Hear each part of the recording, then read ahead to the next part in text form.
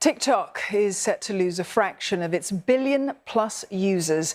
That's after Washington imposed a 30-day deadline for U.S. federal agencies to purge the Chinese-owned app from its devices.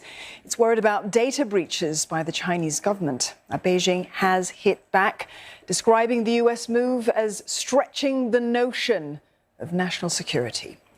The law signed by President Joe Biden last month prohibits the use of the short-form video app on government-issued equipment and in federal buildings. Canada, citing the same concerns, has instituted a similar ban. So too has the European Union's two biggest policy-making institutions, the European Commission and the EU Council.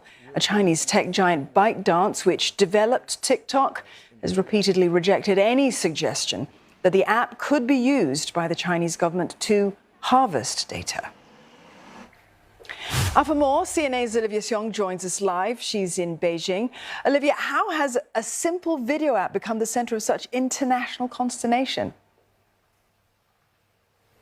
Well, Dawn, to put things into context, this latest move really comes amid growing mistrust and tension between China and the U.S. China continuing to view U.S. actions as a means by rallying its allies to try and contain China's rise. And so we have seen China, as expected, being angered by this latest move, hitting back at the U.S., saying that Washington was overreacting. It also follows that similar ban by the European Commission and Canada, which cited a need to protect the online safety of its citizens. And now we are also hearing news that Denmark is calling on lawmakers and parliament staff to do likewise, saying that there is a risk of espionage with the TikTok app as well. Now, the U.S. ban for federal agencies had been on the cards. We know that there are concerns that Chinese companies, for example, with ByteDance that owns TikTok,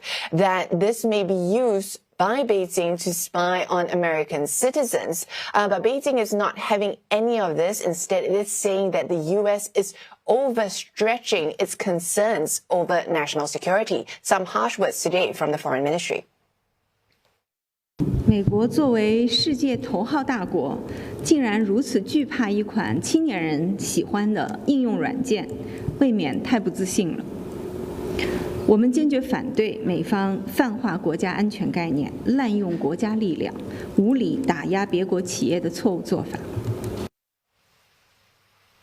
Well, in addition, China's foreign ministry also said that the U.S. should respect the principles of the market economy and fair competition, and also called on the U.S. to create a fair and non-discriminatory environment for companies, foreign companies, in fact, operating in the U.S. Now, the move, we have to note, does not affect private citizens. There are over 100 million users in the U.S. That use the TikTok app, but reports suggest that the U.S. House Foreign Affairs Committee is set to vote on new legislation which could allow U.S. President Joe Biden to impose a nationwide ban on this popular app. And TikTok, though, has on its part tried to repeatedly refute accusations that the app would share personal data with the Chinese government, or that it would, turn over any sort of personal information to them. But skepticism remains also, as we have seen tensions between the two sides escalate over national security, given that alleged Chinese spy balloon that the U.S. shot down over its airspace. Dawn? Olivia, thank you for that. Olivia Xiong, we are speaking to us live from Beijing.